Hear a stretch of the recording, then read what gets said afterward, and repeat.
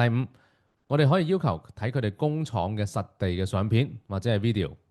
第六，我哋可以同佢哋簽一張正式嘅合約。咁第二種詐騙係咩呢？佢係一種政府資助詐騙嚟嘅。騙徒會話佢哋會幫你搞好政府嘅電商資助，但係要你先俾手續費，咁啊保證你一定批到嘅。咁啊點樣避免呢啲詐騙呢？咁其實真正嘅資助咧係唔需要預先俾錢嘅。我哋 MES 百萬電商學院有較正確嘅申請方法，歡迎喺我哋 YouTube channel 嗰度睇睇。